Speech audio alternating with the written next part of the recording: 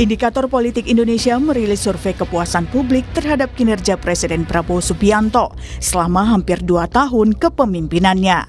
Survei dilakukan pada 1.220 responden yang tersebar di seluruh provinsi Indonesia pada 15 hingga 21 Januari 2026 dengan tingkat kepercayaan 95%.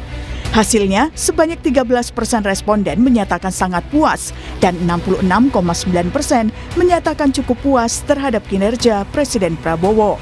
Sementara sebanyak 17,1% menyatakan kurang puas dan 2,2% responden tidak puas sama sekali. Dari survei juga ditemukan 6 alasan teratas mengapa responden puas dengan kinerja Prabowo. Pertama, 17,5% responden puas terhadap pemberantasan korupsi di era Prabowo. Kedua, 15,6% responden puas karena Prabowo sering memberi bantuan. Sebanyak 11% responden puas karena program kerja bagus. 10,5% puas karena kinerjanya bagus, sudah ada bukti kinerjanya. Sebanyak 9,7% responden puas karena Prabowo dianggap tegas, berwibawa, dan berani. Serta puas terhadap program makan bergizi gratis sebanyak 8,4% responden. Survei juga menampilkan alasan responden tidak puas dengan kinerja Prabowo, di mana 16,2% responden tidak puas karena bantuan tidak tepat sasaran atau kurang merata. 15,8% responden menganggap belum ada bukti kinerjanya dan kinerja tidak bagus. Sebanyak 13,7% responden menganggap program kerja belum berjalan maksimal. Sebanyak 9,2% responden tidak puas karena ekonomi belum stabil atau memburuk, dan sebanyak 5,8% responden tidak puas karena menilai lapangan pekerjaan susah didapat. Serta sebanyak 4,4 responden merasa tidak puas karena menganggap korupsi masih merajalela. Hasil survei ini pun ditanggapi Gerindra sebagai partai asal Prabowo. Ketua Harian Partai Gerindra, Sufmi Dasko Ahmad bilang, hasil survei indikator politik soal ketidakpuasan publik justru jadi perhatian Gerindra dan Presiden Prabowo. Faktor ini dianggap sebagai catatan yang harus dievaluasi dan diperbaiki. Ya, yang pertama, approval rating itu kita anggap sebagai sebuah masukan, juga sebuah evaluasi, juga buat introspeksi. Karena dari approval rating itu juga masih ada yang kita lihat juga berupa catatan-catatan yang tentunya justru catatan-catatan itu yang menjadi perhatian kami, menjadi perhatian pemerintah, menjadi perhatian Pak Prabowo untuk dijadikan bahan introspeksi untuk perbaikan ke depan. Walaupun mungkin sekitar 2-3%, tapi itu cukup berarti dan penting menurut kami menjadi bahan masukan. Ya. Termasuk soal meningkatkan ekonomi dan pemerataan bantuan. Iya, betul. Sementara itu, PDIP menilai angka bisa berubah jika pemerintah tidak bekerja keras memperbaiki ekonomi dan menangani bencana. Misalnya soal gelombang PHK dan daya beli masyarakat yang belum stabil. Ya, tentu hasil survei itu adalah momen opname, momen pengambilan ketika sampel itu diambil gitu. Oleh karena itu memang tentu dia bisa berubah gitu. Cuma kalau dengan angka ya 79 yang masih mendukung relatif baik gitu. Tapi angka itu juga bisa cepat berubah kalau kita lihat dari situasi, dan masih 17%, kemudian 2% yang sangat tidak puas, 17% yang tidak puas, dan yang 2% yang sangat tidak puas. Itu tentu ya saya kira warning juga buat pemerintah untuk ya lebih meningkatkan kinerja. Dalam survei, indikator politik Indonesia juga menemukan jika angka kepuasan publik terhadap Prabowo tertinggi dibanding presiden sebelumnya, seperti Susilo Bambang Yudhoyono dan Joko Widodo. Tak hanya itu, approval rating yang diterima Presiden Prabowo juga dikarenakan dukungan ganda, termasuk dukungan elektoral dari Presiden ke-7 Joko Widodo. Tapi kelas menengah ini itu sangat rawan. Pertama, mereka tidak dapat bantuan sosial. Saat yang sama, tekanan ekonomi, ya, kalau kita lihat dari data ada 19 juta gitu ya, masyarakat yang unpaid workers, ya, mereka yang bekerja tapi nggak dapat upah. 31 juta, ya, mereka yang pekerjaannya itu tidak jelas, ya, serabutan gitu ya. Tetapi tidak bisa disebut miskin. Jadi Kemudian ada 7 juta warga yang betul-betul pengangguran. Nah, ini jadi PR buat pemerintah. Lalu apa yang harus menjadi sorotan lebih dalam survei ini? Tim Liputan Kompas TV. Indikator Politik Indonesia merilis survei kepuasan publik terhadap kinerja Presiden Prabowo Subianto selama hampir 2 tahun kepemimpinannya. Hasilnya sebanyak 79,9% responden puas terhadap kinerja Prabowo. Apa yang membuat responden puas dan apa pula yang harus dikritisi dari temuan ini? Kami akan diskusikan bersama dengan para narasumber. 3 narasumber bergabung lewat sambungan dalam jaringan. Ada Wakil Menteri Haji dan Umroh sekaligus politisi dari Partai Gerindra Dhanil Anzar Simanjuntak. Ada juga juru bicara DPP PDI Perjuangan Guntur Romli. Dan yang pegang dan punya datanya, Direktur Eksekutif Indikator Politik Indonesia Burhanuddin Muhtadi. Selamat pagi semuanya dengan Tifal di sini. Selamat pagi, Mas Tifa. Assalamualaikum. Waalaikumsalam warahmatullahi wabarakatuh. Terima kasih semua sudah bergabung bersama kami. 79,9%, Mas Burhan. Rinciannya cukup puas 66,9%, puas 13%. Dan Anda dalam konferensi pers di akhir pekan lalu bilang bahwa approval rating ini paling tinggi ketimbang era Presiden ke-6 SBY dan Presiden ke-7 Jokowi. Tolok ukurnya dari mana itu? Tidak lengkap ya kutipannya. Jadi yang benar, di tahun pertama Pak SBY dan Pak Jokowi terpilih, di tahun 2004 Pak SBY pertama kali terpilih, 2014 pertama kali Pak Jokowi terpilih, itu approval ratingnya lebih rendah dibanding tahun pertama Presiden Prabowo. Dan mungkin ada kaitannya dengan kebijakan kedua presiden sebelumnya. Di tahun pertama mereka menjabat, itu umumnya melakukan kebijakan yang tidak populer, yaitu menaikkan harga BBM. Nah, Pak Prabowo selama 1 tahun 3 bulan, itu tidak ada kebijakan yang tidak populer. Semuanya populis, termasuk MBG dan seterusnya itu. Nah, itu yang menjadi penjelasan ya, mengapa approval rating Pak Prabowo lebih tinggi dibanding tahun pertama Pak SBY maupun Pak Jokowi. Jangan lupa, Pak SBY tahun 2009 itu approval ratingnya 85%. Itu masih the highest record. Ya, sejak kami survei tahun 2001 ya, pasca Orde Baru. Itu satu. Yang kedua, begini Tifa, memang survei itu seperti iman, kadang naik, kadang turun ya. Nah, kebetulan pada waktu Januari 2026 itu secara sosiotropik sedang kondusif. Pertama dari sisi ekonomi. Nah, pertengahan Januari 2026 itu setelah Nataru. Jadi Nataru itu biasanya punya efek ekonomi yang cukup positif. Termasuk terutama itu government spending naik cukup kencang di kuartal 4 2025. Kan biasanya government spending itu agak macet ya di kuartal pertama, kedua. Tetapi 3 dan 4 itu pemerintah mulai menggelontorkan uang. Nah, itu ada efek positifnya, terutama dari sisi ekonomi. Plus setelah kerusuhan besar akhir Agustus, itu kan pemerintah mengeluarkan paket bansos cukup besar dan bermacam-macam. Mulai dari BLT, bansos pangan, dan itu efeknya carry over ke Januari 2006. Nah ini ya, ini yang menurut saya menjadi pendorong dari sisi ekonomi, terutama kelas bawah. Kalau kelas menengah seperti yang saya sampaikan dalam rilis, itu masih tertekan, jumlahnya 57 juta. Mereka yang disebut dengan istilah kaum prekariat. Nah, saya sebut seperti iman, karena pernah drop di September 2025. Dropnya parah betul, approval rating Presiden Prabowo.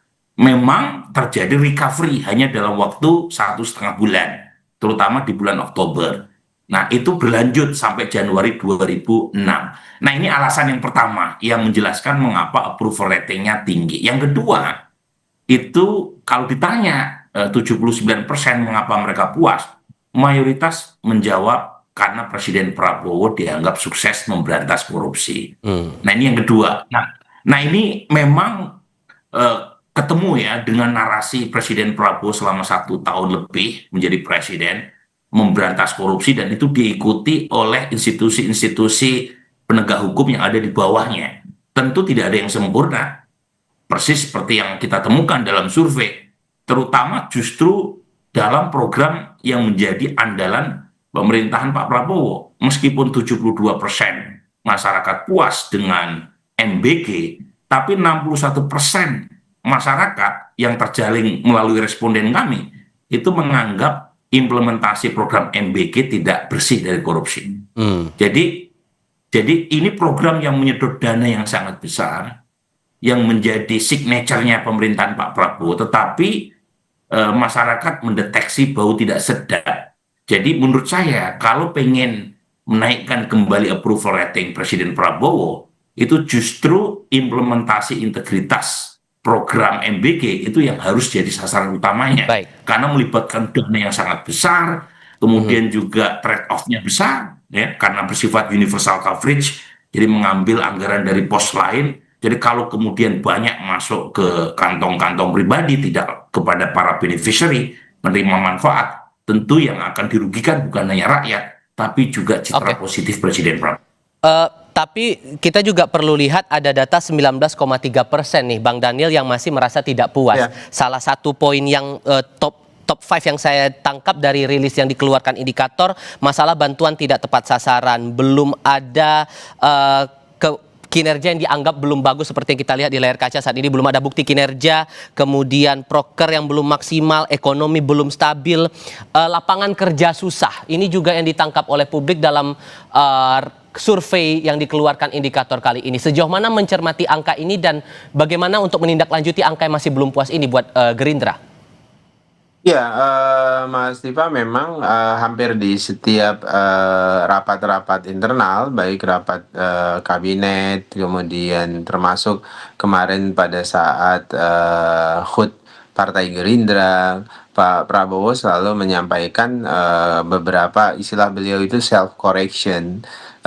Makanya ketika melihat survei yang dilakukan oleh indikator ini yang dilakukan oleh Partai Gerindra, Pak Prabowo, itu adalah self-correction yang 19% itu.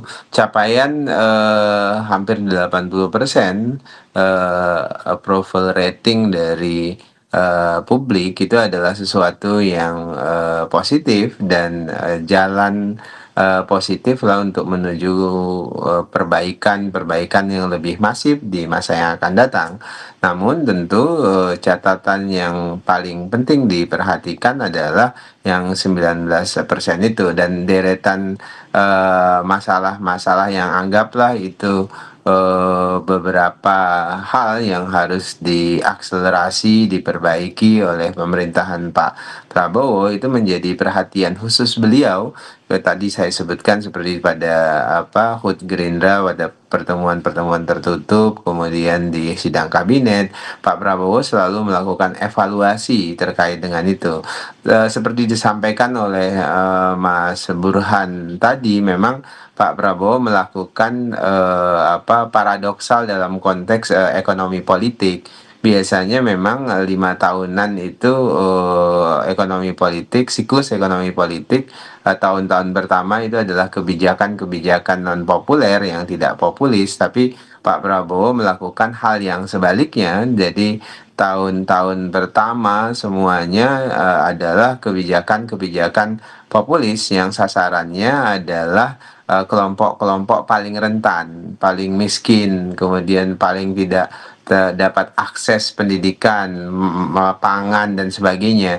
Nah, semua program-program Pak Prabowo di tahun pertama dan tahun kedua terkait dengan memberikan akses pangan terutama ke anak-anak kita yang hari ini hampir 40 juta, dan mudah-mudahan nanti pada akhir tahun itu bisa mencapai 80 juta penerima manfaat dari MBG. Pun demikian dengan hari ini 40 juta orang telah mengakses periksa kesehatan gratis, kemudian perumahan, dan banyak lagi program-program menyentuh kelompok yang paling rentan, termasuk nelayan, petani, pupuk misalnya, kemudian harga gabah, kemudian kita swasembada pangan hari ini, terutama terkait dengan swasembada beras. Jadi semuanya konteksnya adalah orientasi Pak Prabowo adalah memberikan akses dan memberikan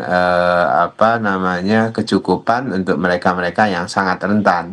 Nah, tentu dalam pembahasan langkah berikutnya Pak Prabowo juga akan memberikan perhatian kepada kelompok-kelompok menengah, jangan Ya, sampai kelas menengah kemudian drop menjadi jadi miskin misalnya. mhm. Nah, ini perhatian khusus yang diberikan oleh Presiden Prabowo misalnya melalui Pak Prabowo menekankan pentingnya kredit yang disalurkan kepada kelompok menengah dan bawah. Jangan sampai kemudian kredit perbankan, khususnya perbankan himbara yang hampir setiap tahun itu nilainya 7 triliun total kredit, 7.000 triliun dalam setahun yang disalurkan oleh Baik. seluruh perbankan di Indonesia, Mhm. 5.000 triliunnya oleh Bank Himbara. Itu harus diperhatikan, yang dipastikan yang 5.000 triliun yang disalurkan untuk kredit itu harus menyentuh kelompok-kelompok UMKM misalnya, koperasi dan sebagainya. Oke. Jangan sampai 70%-nya itu tersalur ke kelompok-kelompok konglomerasi. Jadi Hmm. pemerataan kredit itu salah satu upaya Presiden Prabowo ke depan untuk mempertahankan kelompok menengah agar mendapatkan akses yang cukup di permodalan dan kemudian agar mereka tidak drop menjadi kelompok miskin Oke, sudah kami misalnya, tangkap poin dari situ. kelompok miskin Mhm. begitu, Mas. Oke, di satu sisi begitu ditambah lagi Mas Guntur ada komitmen juga dari Mensesnek, ini yang saya kutip dari Harian Kompas. Indonesia sedang berperang melawan kemiskinan, kualitas pendidikan dan kualitas kesehatan. Itu komitmen dari pemerintahan saat ini, terlepas bahwa saat kami wawancarai Bung Andreas Hugo Parera juga mengkritisi bahwa angka ini terus berubah. Plus kalau melihat sisi positif atau kepuasan dari responden, yang paling tinggi juga memberantas korupsi yang paling tinggi 17,5%. Sejauh mana PDIP mencermati data ini? Ya, terima kasih, Mas. Ya, tentu saja pertama kami mengapresiasi temuan survei yang menyatakan bahwa publik hampir 80% puas dengan kinerja Presiden Prabowo. Dan dalam suasana demokrasi ya seperti ini yang memang terjadi. Kalau pemerintahnya bekerja, maka rakyat akan mengapresiasi. Kemudian kalau tidak bekerja, maka rakyat akan memberikan protes. Nah, dalam posisi ini tentu saja PDI Perjuangan sebagai partai penyeimbang akan memastikan, akan mengawal bahwa kepuasan ini tidak hanya bersifat semu, tidak hanya bersifat temporal.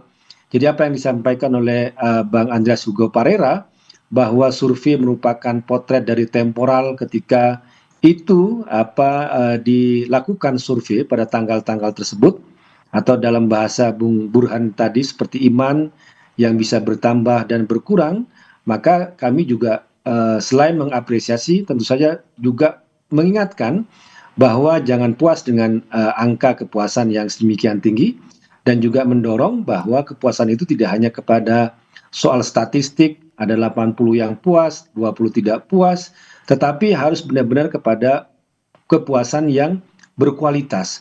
Artinya 1-2 tidak sampai, ya jangankan 20%, 1-2 orang pun yang tidak puas itu juga harus ditangkap sebagai suara demokrasi aspirasi rakyat yang mereka juga memiliki hak yang sama di negeri ini. Karena itu dalam pembahasan tentang kepuasan publik terhadap Presiden Prabowo, ya kami PDI Perjuangan juga akan terus mengingatkan misalnya sejauh mana aspek fiskal ya terkait dengan MBG yang dikatakan puas, tapi bagaimana dengan soal hutang itu sendiri, soal defisit anggaran, kemudian jadi soal kualitas implementasi dari kebijakan pemerintah, apakah itu benar-benar misalnya MBG itu benar-benar memberikan makanan yang bergizi. Karena kalau kita lihat laporan-laporan di media sosial, kami juga harus memastikan banyak sekali yang makan bergizi itu dari fast food misalnya, kemudian juga dari aspek keracunan, dan sampai sekarang pun juga tidak ada dari penyelenggara itu yang misalnya dijadikan sebagai tersangka, sebagai bukti bahwa ada penegakan hukum di situ. Kemudian juga sejauh mana misalnya program makan bergizi itu juga bisa menampung lapangan pekerjaan, dalam arti ketika makan bergizi itu juga dalam tanda kutip mengancam kantin-kantin yang ada di sekolah atau yang jualan makanan di sekitar sekolah. Kemudian apakah itu juga bisa melibatkan UMKM setempat, karena kami melihat juga secara laporan-laporan yang ada yang masuk dalam Komisi 10, di Komisi Pendidikan, kemudian juga di komisi yang lain, kami dari fraksi kami juga memberikan catatan-catatan yang sangat penting. Dalam hal ini tentu saja PDI Perjuangan tidak menolak yang namanya MBG, tapi kami terus memberikan catatan yang kritis terkait misalnya implementasi, terkait masalah kandungan gizi, kemudian juga ya tentu saja yang laporan-laporan di media sosial yang tidak menunjukkan bahwa itu sesuai dengan standar yang sudah ditetapkan oleh BKN itu sendiri. Jadi bagi kami PDI Perjuangan akan memberikan apresiasi bila kepuasan publik itu sangat tinggi, namun dengan catatan bahwa kepuasan itu tidak boleh bersifat semu, dia harus jangka panjang. Dan juga kami juga kenapa? Karena kan ini kan pemilu juga masih jauh, 2029, ketika muncul misalnya ucapan soal 2 periode. Nah ini juga kami mempertanyakan itu kan apakah ini benar-benar mau bekerja untuk rakyat atau hanya misalnya jadikan momentum ini sebagai kampanye secara dini. Karena kami juga tidak melihat, Mas, dalam survei ini, jadi antara kepuasan biasanya kan lembaga survei juga memberikan rilis antara kepuasan dengan elektabilitas. Dan belum tentu yang namanya puas di publik itu kemudian secara elektabilitas juga tinggi. Nah kami juga mau bertanya juga ke Bung Burhanuddin Muhtadi, apakah pertanyaan itu ada? Karena kami juga khawatir ketika kepuasan itu bersifat itu semu, ditanya puas tapi mau dipilih belum tentu. Itu yang kami juga ingin tahu dari Bung. Oke, kita kasih kesempatan ke Mas Burhan terlebih lagi saat konferensi pers di akhir pekan lalu. Mas Burhan, Anda juga sempat menyinggung soal efek elektoralnya Pak Jokowi yang membuat akhirnya approval rating dari Pak Prabowo ini juga ikut naik. Sejauh mana pengaruhnya itu, terlebih sekarang kan udah muncul lagi nih wacana buat dorongan dari beberapa partai untuk Pak Prabowo ini menjabat 2 periode. Apakah dengan approval rating tinggi yang ada sekarang ini ditambah dengan ada wacana untuk mendorong agar Pak Prabowo tetap maju untuk periode kedua, itu akan seiring sejalan nggak nanti kira-kira tuh? Saya ingin menanggapi Mas Guntur dulu. Jadi betul ya, soal fenomena puas tapi tidak memilih, itu terjadi dalam survei-survei kita bahkan sejak pada masa Ibu Mega yang menjadi presiden. Jadi ada gap yang kita sebut dengan istilah satisfied non-voters. Dan gap itu sering terjadi dalam konteks Indonesia. Mungkin masyarakat kita terlalu generous ya dalam mengevaluasi pemimpinnya. Jadi bukan hanya pada masa Pak Prabowo, pada masa sebelumnya begitu. Nah, yang paling orisinil untuk menangkap terutama tingkat approval rating Presiden petahana adalah kalau mereka puas mau nggak memilih. Nah, kebetulan memang masih jauh ya pemilu 2029, tetapi menurut saya penting buat pemerintah tidak sekedar menangkap approval ratingnya tadi, tetapi apakah mereka yang puas itu mau menerjemahkan kepuasannya dalam memilih atau tidak. Dan karena fenomena satisfied non-voters ini tinggi, sebaiknya memang pemerintah harus mengevaluasi gap-gap yang masih muncul. Nah, terutama saya melihat MBG ini faktor penting ya, karena begini, dalam kebijakan publik itu ada namanya iron triangle. Jadi setiap kebijakan yang diambil oleh pemerintah itu ada 3 dimensi itu yang harus dipikirkan secara matang trade-off-nya. Yang pertama adalah universality. Yang kedua, universality itu berapa banyak orang yang mendapatkan manfaat dari kebijakan. Yang kedua, affordability. Itu menyangkut cost. Karena fiskal kita terbatas, apalagi penerimaan pajak kita turun. Dan terakhir adalah quality dari sebuah kebijakan. Nah, idealnya dari 3 dimensi ini, itu setiap kebijakan minimal dapat 2, minimal dapat 2. Nah, ada kesan terkait dengan MBG, itu dimensi yang ditonjolkan itu universality-nya aja. Tapi soal cost agak kurang dipertimbangkan, karena 335 triliun itu besar sekali. Yang kedua, soal quality juga masih banyak pertanyaan. Apakah kualitas dari MBG itu persis seperti yang dijanjikan oleh Pak Dadan, ya, 19.000 sapi per hari yang dipotong. Nah, ini harus jadi masukan buat Presiden Prabowo karena ini andalanya Presiden Prabowo. Kalau misalnya MBG ini ada masalah, terutama yang deteksi itu isu korupsi, sementara program ini sudah terlanjur ya memberi trade off yang cukup besar karena TKD dipotong 30%, otomatis pergerakan ekonomi di bawah kan agak seret ya.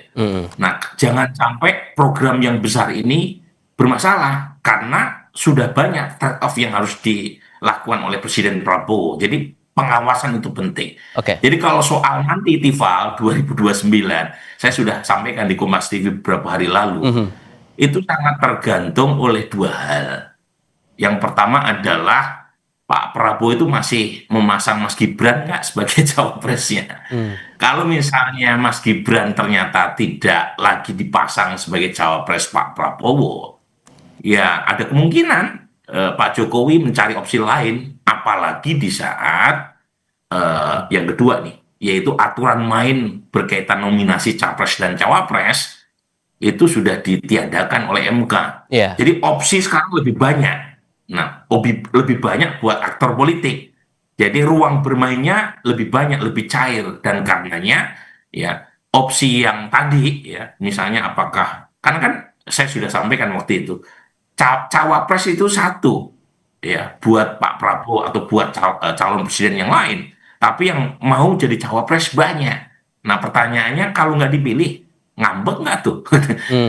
Nah, ini yang menurut saya masih terlalu jauh ya, masih 3 tahun. Belanda masih jauh, Tifal. Jangan buru-buru. Gitu kan.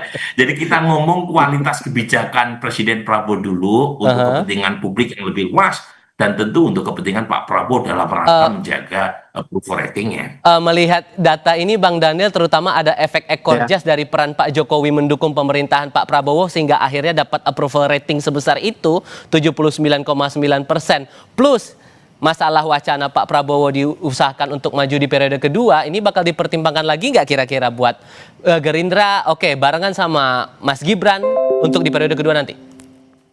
Semua rapat-rapat kabinet, apalagi ya rapat partai juga, itu semua bicara tentang bagaimana mengevaluasi program supaya menjadi jauh lebih baik. Itu fokus Presiden Prabowo. Misalnya ya, tadi betul kata Mas Burhan bahwasannya kita tentu ingin terus memaksimalkan kualitas dari program-program Presiden Prabowo, terutama misalnya MBG. Ada koreksi beberapa poin, tapi presentasinya tidak terlalu besar. Memang ada yang harus diperbaiki, itu diakui oleh Presiden Prabowo, tapi kemudian dampaknya itu sangat masif. Misalnya ya dari sisi ekonomi, MBG ini menyerap lebih dari 1 juta tenaga kerja. Itu data yang sudah dihitung oleh tim MBG pun termasuk oleh tim BPS. 1 juta tenaga kerja itu sudah terserap melalui SPPG di seluruh Indonesia. Dan kemudian melalui MBG juga sektor pertanian kita itu bergeliat, terutama petani-petani kita yang mensuplai kebutuhan komoditi untuk MBG, sayur mayur, kemudian ikan, kemudian ayam, kemudian buah-buahan dan sebagainya. Nah, ada geliat yang terasa di bawah terkait dengan program MBG ini. Multiplier efeknya luar biasa, dan terutama di tingkat grassroots itu memberikan geliat ekonomi yang berbeda. Tadi yang saya sebutkan di awal, memang tantangan di 3 tahun ke depan itu adalah bagaimana memberikan akses juga kepada kelompok menengah, karena tadi saya sebut kalau kelompok menengah ini kita membutuhkan akses dalam bentuk tentu tadi permodalan, kemudian pembinaan UMKM dan sebagainya. Nah, itu nih yang akan menjadi fokus Pak Prabowo juga di tahun-tahun ketiga dan keempat ini. Tapi kalau, sorry saya potong Bang, tapi kalau melihat approval rating ini didukung lewat dukungan dari Pak Jokowi juga, Gerindra mengakui bahwa itu menyokong approval rating di mata publik atas kinerja Pak Prabowo saat ini.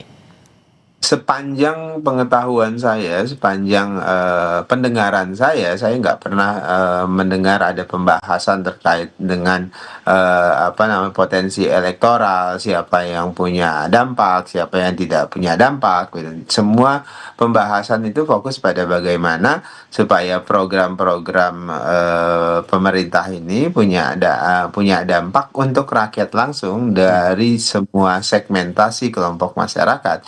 Itu fokusnya. Jadi Mas Tifal kan yang bersemangat bicara elektoral ini selalu teman-teman Kompas TV dan media gitu. Kalau kita semangatnya ngomongin program kira-kira begitu. Nah, mudah-mudahan kalau kemudian itu diapresiasi oleh rakyat, itu kita terima dengan baik. Kalau kemudian itu juga dikritik oleh rakyat, itu juga kita terima dengan baik dengan melakukan evaluasi terus-menerus supaya kemudian semua segmentasi masyarakat itu mendapat akses terhadap program Presiden Prabowo. Begitu Mas Iva. Kalau buat PDI Perjuangan ada peran dari Pak Jokowi yang ikut mendukung pemerintahan saat ini yang membuat akhirnya approval rating dari pemerintahan Pak Prabowo di 1 tahun 4 bulan ini juga terbilang 79,9% angkanya. Sejauh mana PDIP mencermati itu, Mas Guntur? Ya, sebenarnya tadi kami juga ingin mendapatkan informasi dari Bung Burhan terkait angka misalnya soal elektabilitas seperti yang disampaikan bahwa apakah kepuasan ini bersifat semu atau tidak, kan itu bisa dibaca kalau kita bicara data seperti yang disampaikan oleh Bung Burhan tadi, antara kepuasan, antara approval rating dengan tingkat elektabilitas, ya itu bisa kita baca. Misalnya juga kepuasan kepada presiden dan juga kepada wakil presiden itu kok tidak ada. Biasanya itu ada lembaga survei.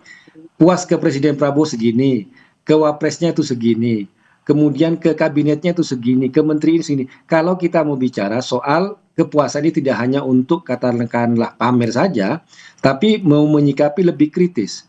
Jadi kalau ini puas, maka pemerintahan atau kabinetnya yang tidak bikin puas itu kementerian apa? Nah ini kalau kita mau bicara soal langkah perbaikan ya ke depan, kalau kita mau menggunakan opini publik sebagai parameter untuk kritik. Nah tapi karena ini tidak ada data, maka kami juga hanya bisa meraba-raba. Makanya tadi saya bilang ya kita apresiasi ya angka kepuasan ini tinggi.